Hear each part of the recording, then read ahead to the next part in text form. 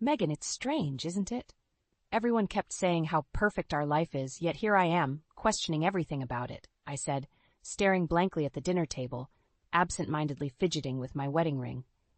David looked up from his phone, a hint of irritation in his eyes.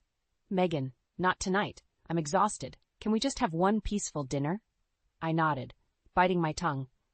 Another evening, another conversation cut short. This had become our routine, silences filled with unspoken emotions. As I cleared the table, my phone buzzed. Mrs. Carter, there's been an accident. Your husband and his passenger are in critical condition, the voice on the other end informed. The plate slipped from my hand, shattering on the floor. What? Where? How bad is it? My voice was frantic. Calm down. They're being taken to Mercy General. Come quickly, the caller said before hanging up abruptly. I grabbed my coat and rushed out, my mind racing. In the emergency room, I was met by a police officer. Mrs. Carter? He asked, his face somber. Your husband and his passenger were involved in a car accident. They're both in surgery. His passenger? I whispered, trying to process. Who was with him? The officer hesitated. I believe her name is Samantha Foster. My heart sank. Samantha, my sister? What were they doing together? I spotted my mom, June, entering the waiting room. Megan, what's happening? I heard about the accident. Samantha, where is she? Mom, I don't know. They told me she's in surgery with David, I said, barely holding back my tears. 2 hours later, a doctor approached us. Mrs. Carter, Mrs. Foster, your husband and daughter made it through surgery. They'll live, but their conditions are serious. It'll be a long road to recovery. Relief mixed with confusion filled me. Why was Samantha in David's car?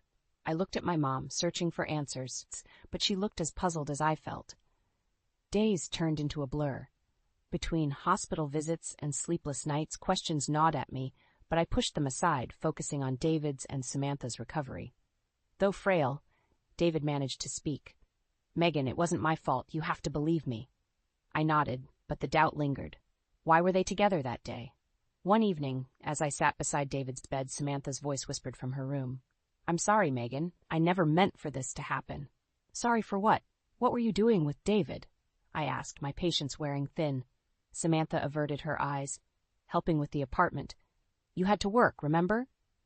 That doesn't explain everything, Samantha, I said, feeling my frustration bubble over. Before she could answer, the officer from earlier approached. Mrs. Carter, we need to talk. It seems there's more to the accident. We've found evidence suggesting tampering with your car's brakes. How is tampering? My knees felt weak. Who would do such a thing? We're investigating, but it might be someone close to you, he said, looking directly at me. My mind raced. Who could it be? How could this happen to us?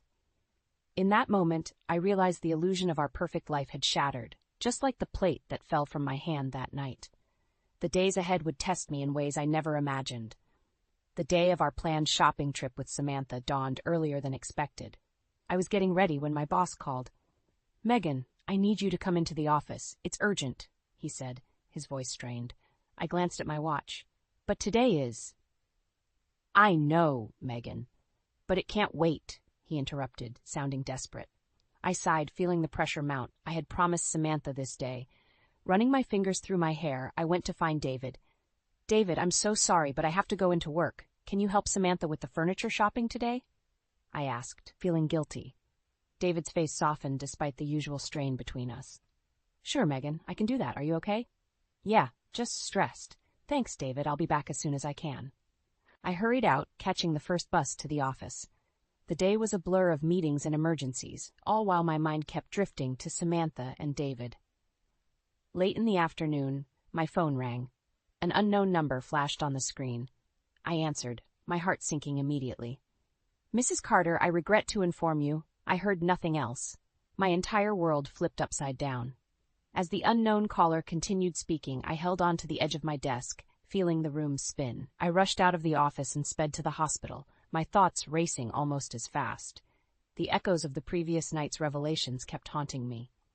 In the waiting room, I saw the same police officer who had become a grim fixture in our lives. His presence hinted at how dire the situation was. Officer, what's happening? Is it my husband and sister again? I asked, breathless. Yes, Mrs. Carter. Their conditions are still critical, but we have some suspicions regarding this incident too, his tone grave. What do you mean? My voice shook. We think someone tampered with their car, he said, studying my reaction. This couldn't be happening. Sabotage again? I glanced to see my mom, June, rushing in. Megan, what's going on? Samantha and David. Mom, it's bad. The police think someone tampered with their car, I said, my voice barely above a whisper. My mother gasped, clutching my arm. Who would do such a thing? That's what we need to find out, the officer said. We need to investigate, but it's looking like someone close to you is involved. As we waited, my emotions whirled. David was supposed to help Samantha, but now they both lay fighting for their lives. In the sterile halls of the hospital, the doctor emerged again. Mrs. Carter, Mrs. Foster, they'll make it through surgery, but their conditions remain serious. It'll be a hard recovery. Everything felt like a nightmare come to life. As I struggled to process this, a chilling thought crossed my mind. Who would do this, and why target David and Samantha? David was conscious again later, still weak but coherent. Megan, he croaked, reaching out for my hand. It wasn't my fault. I sat by his bed, trying to piece everything together. The same questions replayed. Why were they in the car together? Why did this keep happening? Then, like a shadow cutting through the dim light, another question loomed. Was someone deliberately trying to tear us apart?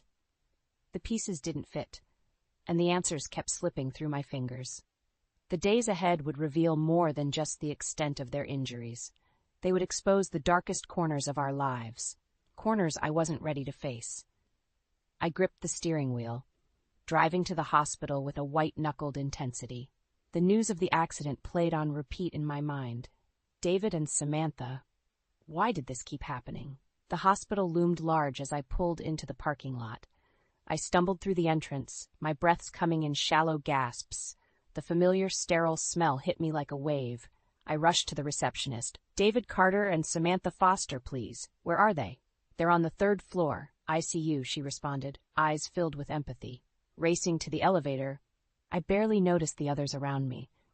Every second felt like an eternity.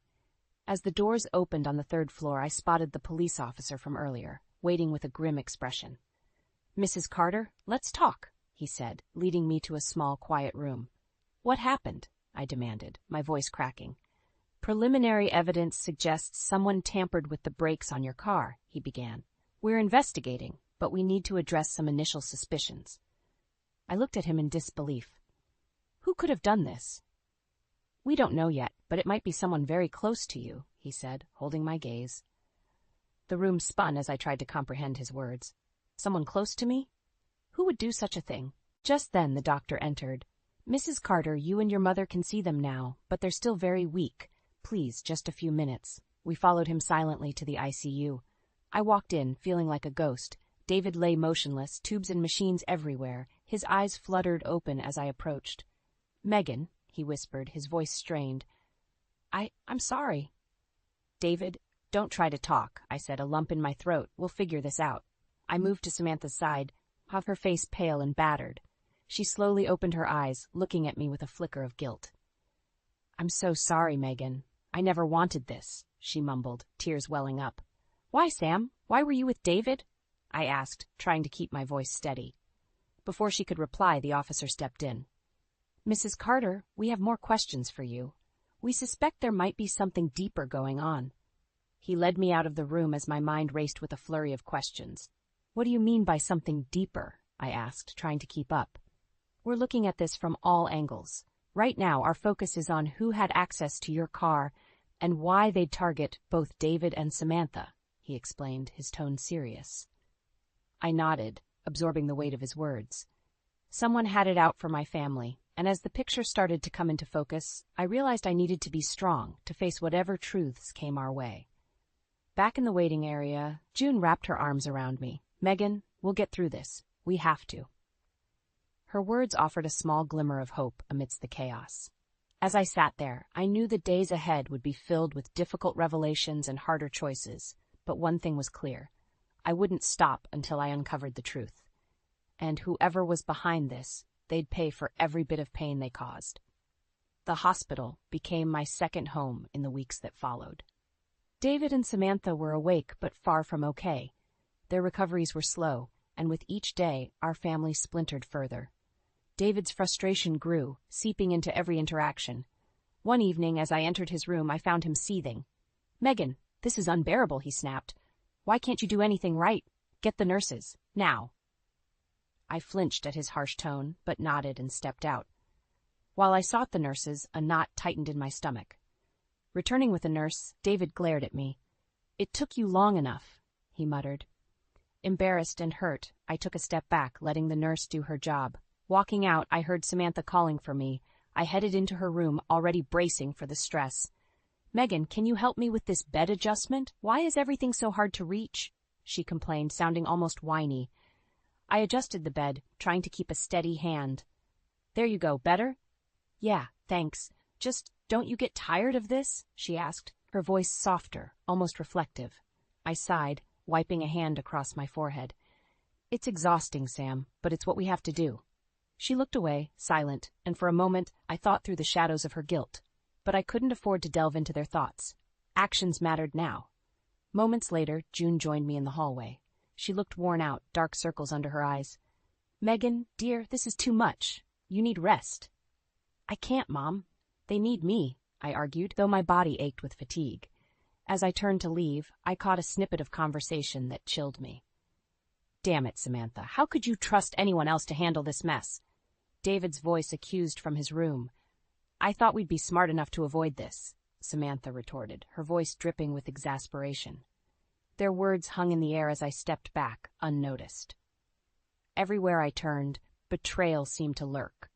Later that evening, the officer returned with an update. "Mrs. Carter, we confirmed that your car's brakes were tampered with. It appears meticulous." A lump formed in my throat. "Do you have any leads?" "We're following up on some information, but nothing concrete yet. It seems very personal," he added. I nodded, feeling the weight of new suspicion. Each discovery pushed me closer to an edge I couldn't ignore. Back in Samantha's room, I watched as she rested fitfully. Her condition was serious, and her needs were endless. But as I cared for her, the tension between us lingered just below the surface. David, on the other hand, became increasingly venomous. "Megan, this is your fault, isn't it?" he'd accuse, his bitterness slicing through the thin air of the hospital room. "You always wanted something more. Well, look where that got us." I clenched my jaw, swallowing down my retorts. Silence became my shield. As days dragged on, June was caught between us, her own exhaustion growing. The strain in David and Samantha's behavior took a toll on her, and it showed. In the quiet moments, when the hospital felt heavy with unspoken words, I knew I had to stay resilient. This darkness, whatever it held, would not swallow me whole. The truth, however twisted, was my next goal. And in that journey, my quiet determination was my solitary companion. June sat next to me in the waiting room, her face pale from the persistent strain. "Mom, you should go home. Rest," I said, squeezing her hand. She shook her head. "No, Megan, I need to be here for both of you." A police officer approached, his expression serious. "Mrs. Carter, can we speak privately?" I nodded and followed him to a small room.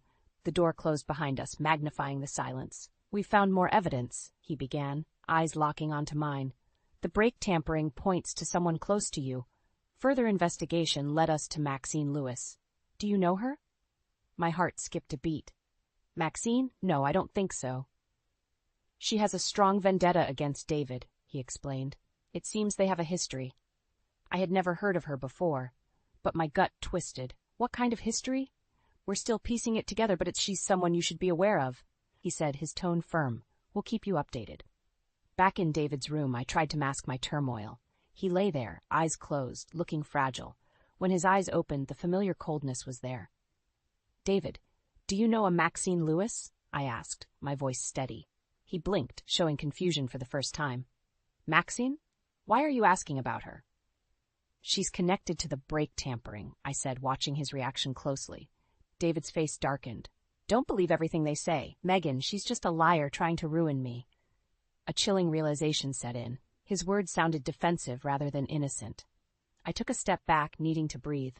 Later, as I moved through the hospital, I saw Samantha's demands growing. "Mom, I need this. I need that," she whined, pushing June to exhaustion. With June physically drained and emotionally wrecked, the hospital turned into a battleground. I saw the toll it took on her, breaking my heart. One evening, as I huddled in the courtyard for a moment of solitude, I heard hushed voices. Peeking through the window, I saw David on the phone. "You need to fix this, Samantha. We can't let Megan find out." David's voice was stern. Samantha replied, her voice shaky, "I thought we covered all our tracks. How did they find Maxine?" David glanced around, then hissed, "She's relentless. We need to deal with her before she exposes everything." Their words sent a shiver down my spine. My suspicions solidified into a horrifying reality. They were in on something deep, something dark. Determined to get the truth, I confronted Samantha the next morning. "Sam, what's going on between you and David?" I demanded. Her eyes widened, fear and guilt mingling. "Megan, you don't understand." "Help me understand, then," I said, my voice cracking but forceful. Before she could respond, the same officer reappeared. "Mrs. Carter, we've confirmed some findings. Maxine Lewis has a significant grievance with your husband related to financial deceit and personal betrayal." I stood there, my world crumbling as the pieces came together. David and Samantha had lies stretching far and wide, and now Maxine's quest for revenge had entwined us all. Leaving the hospital that night, my resolve hardened. The darkness needed to come to light. But first, I'd have to face both David and Samantha, expose their deceit, and deliver justice for everyone hurt along the way. The truth was no longer hiding, it was marching right towards us. With every step, I knew I was getting closer to unraveling the entire conspiracy, and I swore to myself nobody would walk away unscathed once the truth surfaced.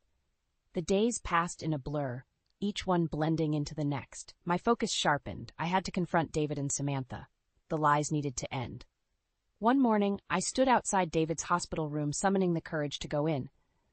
When I finally walked in, his eyes flicked up from his phone. "Megan, what now?" he asked, annoyance clear in his voice.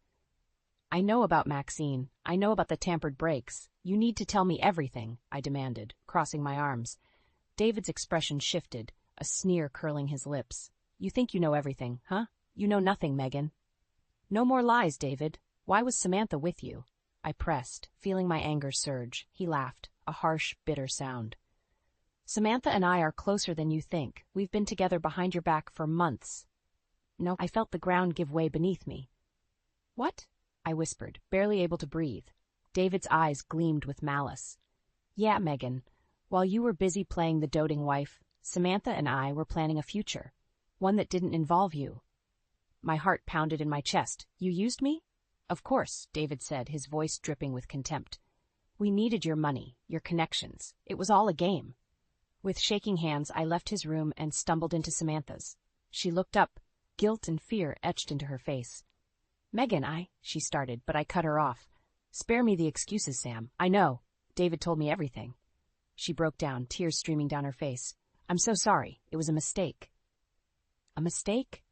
I shouted, rage boiling over. "You betrayed me, sabotaged my life." Samantha sobbed, unable to meet my eyes. "It wasn't supposed to go this far. We just wanted to push you out of the way, take control." I clenched my fists, shaking with anger. "You wanted to destroy me. Why? Because you were jealous? Because you and David wanted my life?" Suddenly a nurse walked in, startled by the intensity in the room. "Is everything okay here?" I took a deep breath, trying to steady myself. "No, it's not, but it will be." I left the room, resolved to take action. The first step was meeting with the officer. "Mrs. Carter, we have more to show you," he said, leading me to a small office. The screen flickered to life, showing surveillance footage from my car. There were David and Samantha, laughing, touching. The evidence was undeniable. Tears filled my eyes as I watched my trust shatter. "Megan," the officer's voice was gentle, "we can pursue charges. Their manipulation of your finances, the attempted murder, it's all documented." Stunned, I nodded. "Do what you need to do." Later, at home, I found a message from Maxine. Her voice trembled, but her words were clear. "David destroyed my life. I needed him to pay. I never meant for you to be hurt, Megan." Maxine's pain mirrored my own. A twisted kinship formed through betrayal. Her story, one of deceit and revenge, echoed in mine. The next day, I returned to the hospital with divorce papers. David's eyes widened when he saw them. "Megan, wait. We can work this out," he pleaded, a hint of desperation in his voice. "It's over, David," I said coldly, dropping the papers on his bed. "You took everything from me. Now you'll pay." Walking away, I felt a strange mix of sorrow and relief. Samantha's screams echoed behind me, but I didn't turn back. For the first time in weeks, I felt a glimmer of hope. The path ahead was uncertain, but I was stronger now. The truth, bitter and painful, had set me free. And with that freedom came the resolve to rebuild, to rise from the ashes of betrayal. David tried to stop me as I walked out of his hospital room, but I did not turn back. His pleas faded as I moved down the corridor, my steps growing firmer with each stride. I had taken the first step toward reclaiming my life. The next few days were a whirlwind. News of David's and Samantha's affair spread like wildfire. Friends, colleagues, and even family members reached out, shocked and judgmental. I let them talk, their words bouncing off my new armor. One afternoon, I walked into a cafe for a meeting with the police officer. The place was buzzing, but I felt a strange calm wash over me. "Mrs. Carter," the officer greeted with a nod. "We have finalized the charges against David and Samantha. They'll be facing a lengthy legal battle." "Good," I replied, my voice steady. "I want justice, not just for me, but for everyone they hurt." He slid a document across the table. "This outlines their financial manipulations and the evidence we've gathered. Their social standing is already in ruins." I scanned the paper, feeling a mix of satisfaction and sorrow. It was all there in black and white, every deceitful act laid bare. Leaving the cafe, I bumped into Maxine. Her face was a mask of regret. "Megan," she began softly, "I never meant for it to go this far. I just wanted David to feel the pain he caused me." I studied her, seeing the echoes of my own pain. "Maxine, you took extreme measures, but I understand why," I said, surprising myself with the empathy in my voice. "We both suffered because of him." She nodded, tears filling her eyes. "I'm sorry for everything." With a heavy heart, I walked away, my mind set on the next step. My journey was far from over. The legal proceedings against David and Samantha progressed quickly. Each court appearance was another blow to their fabricated lives. Their faces, once haughty and assured, now looked haunted. One morning, I stood outside the courthouse, clutching my mother's hand. June looked weary but resolute. "Megan, I'm so proud of you. You've been so strong." I smiled faintly. I had to be for both of us. Inside, the courtroom buzzed with whispered conversations. When David and Samantha entered, all eyes turned to them. They looked diminished, mere shadows of their former selves. David's lawyer stood first. "Your Honor, my client pleads not guilty." The judge's gaze was stern. "The evidence is overwhelming. I hope you're prepared for the consequences of your actions." Samantha's lawyer followed suit, but her plea sounded even more hollow. Their downfall was inevitable and thoroughly deserved. After the hearings, I approached David. For the last time, I stared into the eyes of the man I had once loved. "This is the end, David. You've lost everything." His eyes flared with anger. "You think you've won, Megan? You're as foolish as ever." I shook my head, feeling nothing but pity. "No, David, I'm no longer your victim. Goodbye." Later, I visited Samantha in her care facility. She was a shell of her former self, her demanding nature now subdued by the cold reality of her situation. "Why, Samantha?" I asked. Tears streamed down her face. "I was jealous, insecure. David filled my head with lies. I betrayed you, and now I'm paying for it." I sighed deeply, the finality of her words sinking in. "You've caused so much pain, Sam, but I hope you find peace someday." Stepping outside, I felt a strange sense of release. The storm had passed, leaving me to pick up the pieces. I was scarred, but stronger. The world outside the courthouse was bright, filled with possibilities. As I walked away, I knew the journey ahead would be about healing and rediscovering myself, free from the shadows of betrayal. The future was mine to shape, and with each step, I embraced the promise of a new beginning. 2 years later, the hospital memories felt like a distant nightmare. Life had moved forward, carrying me with it. I stood in my office, stacks of paperwork before me, yet this time everything felt different, lighter. A knock on the door interrupted my thoughts. "Hey, Megan, ready for lunch?" Henry's voice brought a smile to my face. Henry Thompson had walked into my life unexpectedly. We met at a professional event, his kind eyes and genuine smile a stark contrast to everything I had known before. "Yeah, let's go," I replied, grabbing my coat. As we walked to the cafe, Henry's hand gently brushed mine, a simple yet comforting gesture. During lunch, he looked at me with a mixture of pride and affection. "You've come so far, Megan. I'm amazed at your strength and grace." I smiled, feeling a warmth spread inside. I couldn't have done it without your support, Henry. Our relationship was built on trust and mutual respect, the very things I thought I'd never find again. It reflected my personal growth and newfound independence. Life had its challenges, but I faced them head-on, with Henry by my side. Returning to my apartment that evening, I marveled at how much had changed. The walls now displayed art that I loved, and the spaces reflected my tastes, my choices. June was there, having tea on the balcony. Her presence was a constant reminder of enduring love. "Hey, Mom," I greeted, sitting beside her. She smiled, her eyes filled with contentment. "Megan, I've watched you rebuild your life from the ground up. I couldn't be prouder." "Thanks, Mom. That means a lot."